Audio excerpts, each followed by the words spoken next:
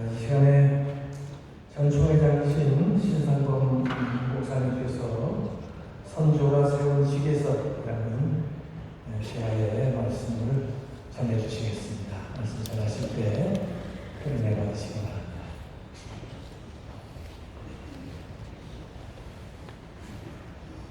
할렐루야!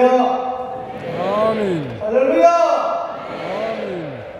그렇습니다. 우리 하나님께서 우리 기독교란 성결교를 사랑하셔서 113년 전에 이 땅에 성결의 복음을 전해주시고 오늘까지 이렇게 부흥하고 발전하게 해주신 그 모든 것이 하나님의 은혜라고 생각한다면 에베네셀의 하나님께 감사치 않을 수 없고 찬양치 않을 수가 없습니다.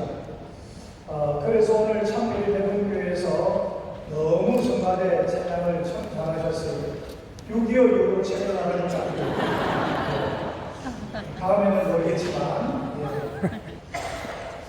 우리 오늘 함께 나누실 하나님 말씀은 선조가 세운 지계석이라는 제목을 가지고 말씀을 상고하려고 합니다.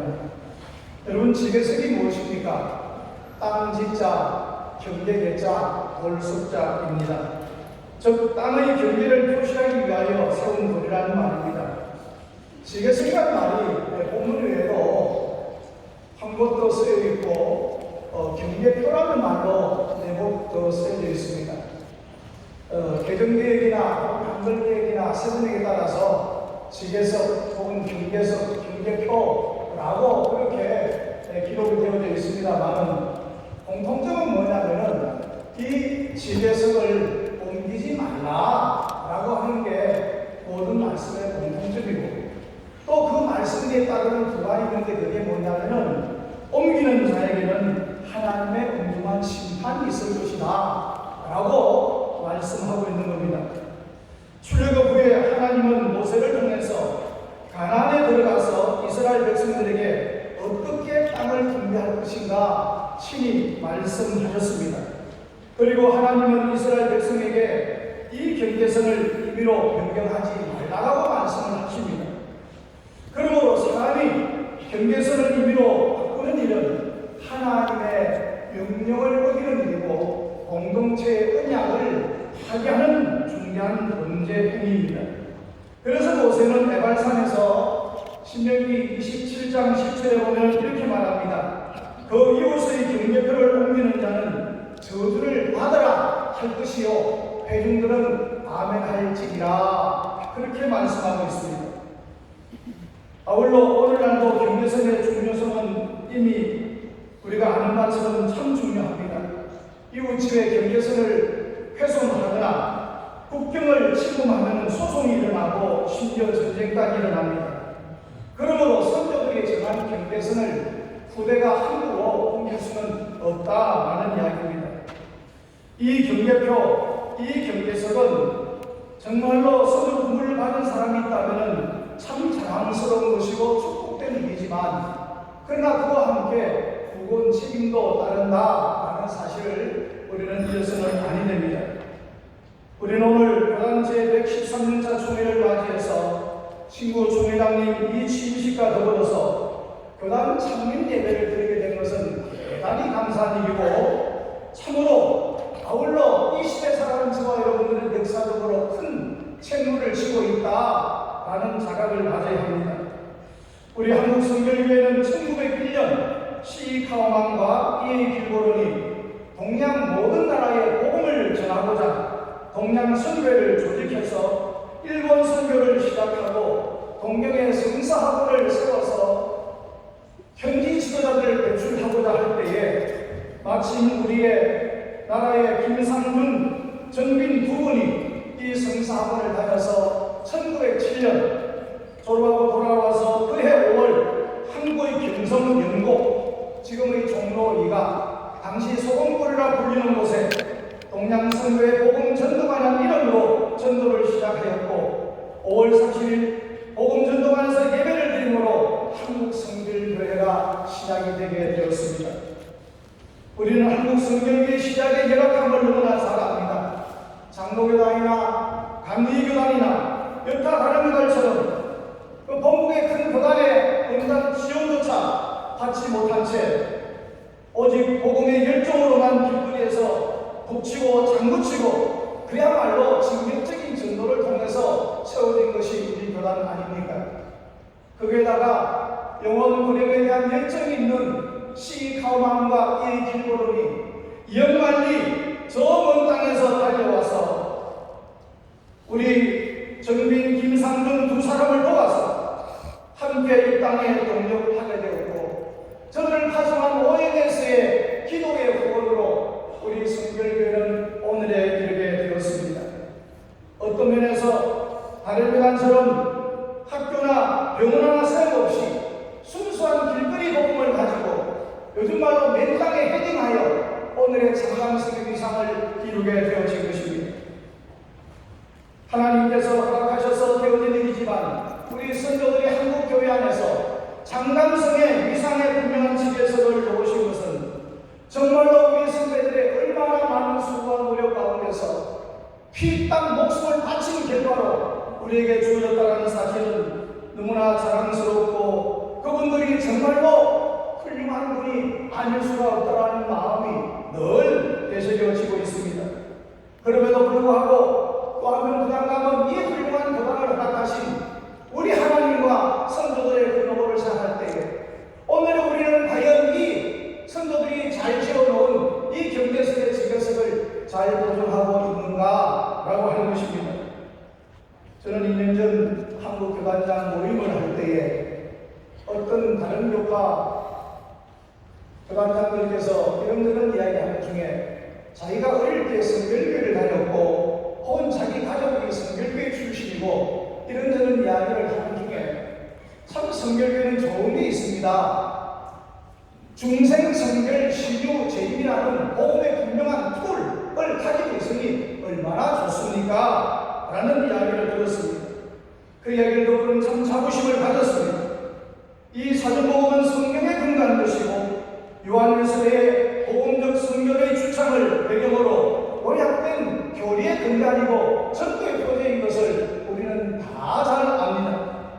이 사전복음을 우리의 성도들이 받아들이고 공유했다는 것과 또 1925년에 공포하여 성결교회가 영구히 지키도록 했다는 것은 정말 우리에게 자랑스러운 영원한 지배석입니다. 요즘 일부 철없는 젊은이들 가운데서 우리나라를 해일 교수님이 이게 나라냐 하고 표명하기도 합니다. 심지어 기성 정치인들 중에서도 대한민국의 건국을 부정하고 마치 태어나지 말아야 할 불륜의 관계에서 태어난 나라처럼 오늘날 대한민국을 격화시키는 사람들도 있음을 저와 여러분이 너무나 잘 압니다. 그들은 대한민국의 건국 과정과 상황, 오늘까지 걸어온 길은 무시하고 어느 날 태어날 때에 당연히 복지 좋은 국가에서 태어났어야 했고 모든 게 투명한 민주국가였어야 했고 통일조국으로 태어났어야 한다고 생각을 합니다.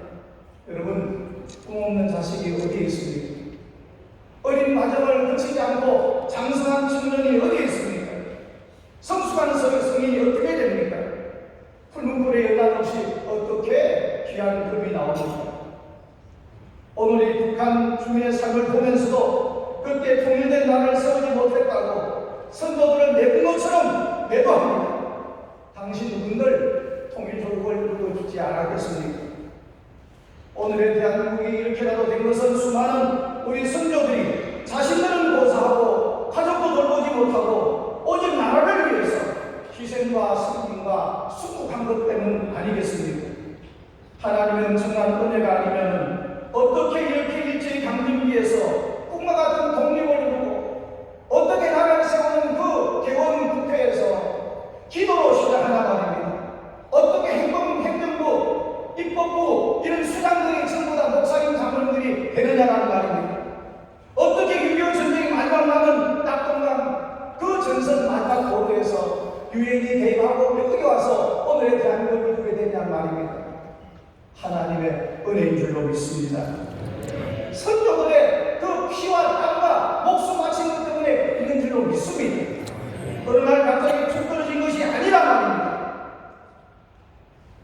이렇게 짧은 시간에 오늘날 5천만 민족의 3만 불 넘는 소득을 가진 나라가 세계에서 7기구밖에 없는데 그 가운데 대한민국이 포함되어 있다는 것, 이거 얼마나 자랑스러운 일인지 모릅니다.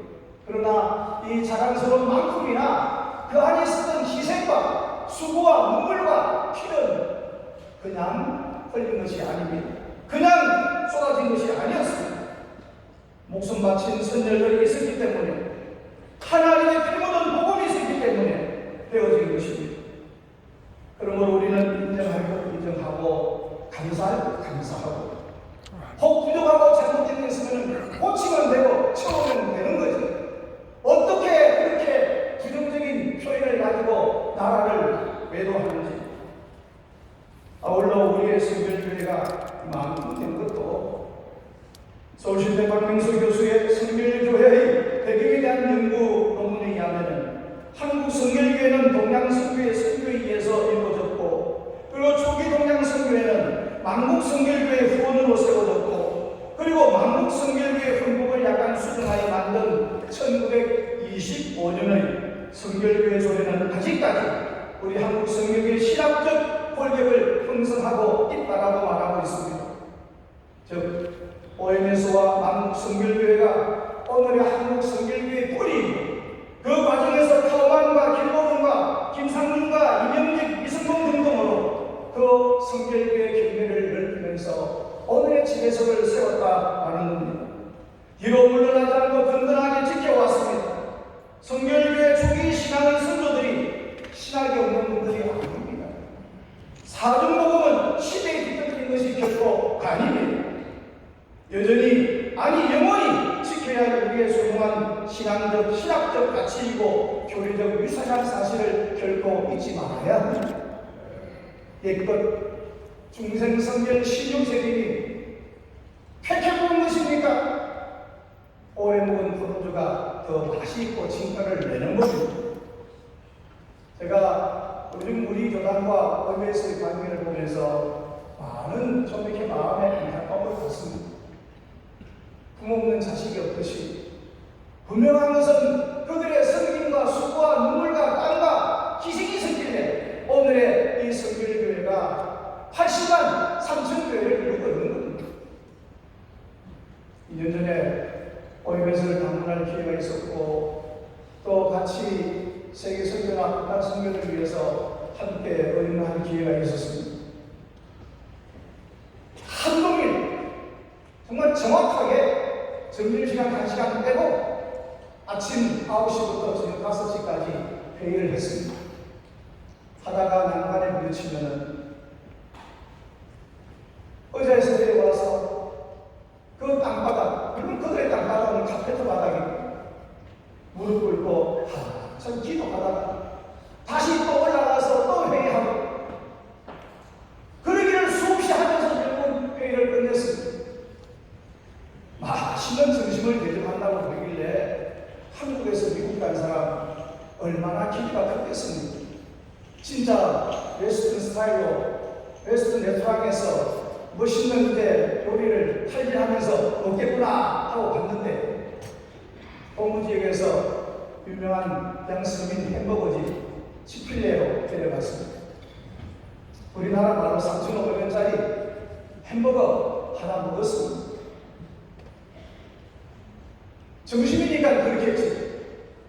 그래서 저녁을 다시 그분들이 오늘 저녁은 어느 철판 요리집에 대접을 한다고 그러길래, 야, 이제야말로 진짜다.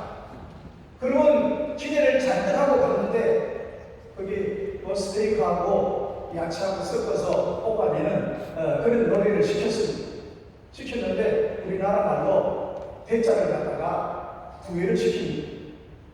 사람이 12명 왔는데 우리는 보통 4명이 하나 먹는데 그러면 3개는 시켜야 되는 거 아닌가? 그랬더니 이 탁자에 4명, 이 탁자에 4명, 이 탁자에 4명 앉았는데 가운데 이렇게 놓고 그거 가지고 12명이 먹는 겁니다. 무섭지요? 무슨 이야기냐면은 지금 그 OMS에 우리 교회에서 파송하고 기도하는 선교사 내외가 있습니다. 사실 좀 기분이 나빴습니다. 대신 한국에서까지 왔는데 이렇게 대접을 해야 되냐? 어렸을 평상시에 어떻게 그렇게 한 말 하는 거예요. 그럼 평상시 너네들은 점심 어떻게 먹냐? 정확하게 12시부터 1시까지 10시간인데 금방 다니는 사람 집에 가서 먹든지 아니면 도시락 사오든지 그렇게 점심을 먹는다. 그리고 근무시간 정확하게 12시에 시작해서 1시까지 쉬고 다시 근무를 한다는. 여러분, 제가 왜 이런 이야기를 하냐면 아직까지도 미국은 우리가 훨씬 더 잘 살지만 적어도 OMS에서 근무하는 사람들 수많은 나라에 선교를 보내면서 기왕 선교하는 그 사람들이 단독으로 한번도 헛되이 쓰지 않는다는 겁니다. 시간 헛되이 쓰지 않는다는 겁니다. 하나님의 시간, 하나님의 물질을 그렇게 쓰지 않는다는 겁니다. 제가 고중했으면 선교사에게 확인을 했습니다. 오늘 아침에 다시 한번 그 친구에 전화했습니다. 잘 지내냐? 여기 물도 없어요. 네. 잘 지내는데 제가 다시 근무원칙 물었습니다. 여전히 똑같습니다. 점심식사 어떻게 하냐? 예할 것 없이 과거처럼 그렇게 자기 옷이랑 자기 사과를 원하는 먹는다라는 겁니다. 여러분, OMS가 우리의 영적인 애입니다. 그 애비의 그 자식이라면 사실 우리도 그렇게 닮는 것이 당연하지 않습니까?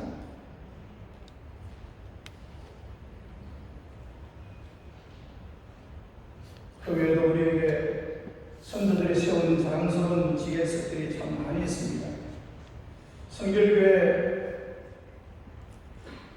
이 박명수 교수가 쓴 그 논문에 계속된 논문에 의하면 1907년에 우리 한국에 성결교회 복음이 들어왔는데 1903년부터 시작된 우리 한국의 대부흥 1007년까지 이어진 그 대부흥이 서울은 이 사람들의 양반 삶이라서 동의 열기가 식히고 있고 잘 듣지 않을 때에 우리 성결교회의 진격적인 이 복음이 결국은 다시 불을 붙여서 1908년 대대적인 부흥운동이 일어났고 그래서 성결교회 부흥운동이 한국의 영적 도덕적인 부흥에 큰 기여를 했다. 그렇게 기록하고 있습니다.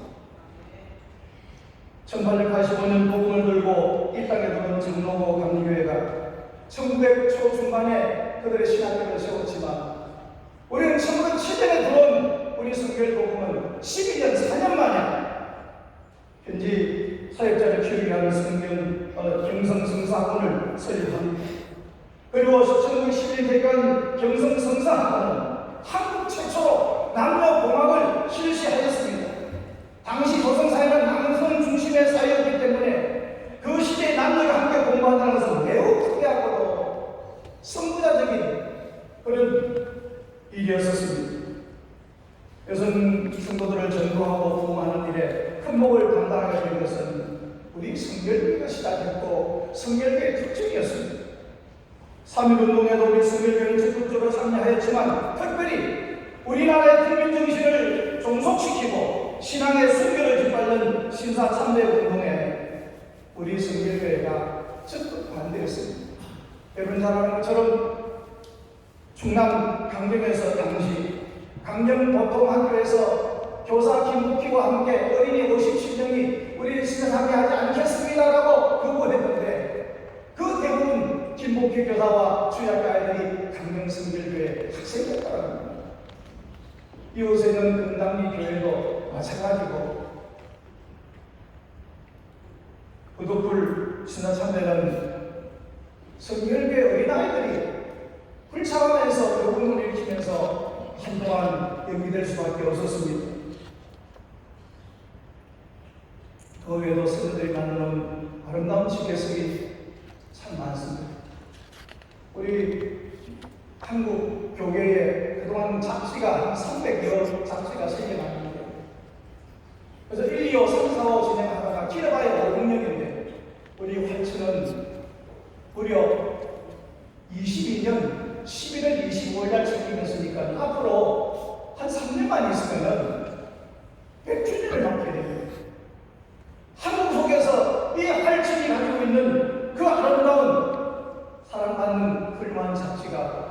우리들이 보는 그 잡지, 선조들의 문화적인 아름다운 그 성악적인 생각은 참 훌륭한 지게석입니다.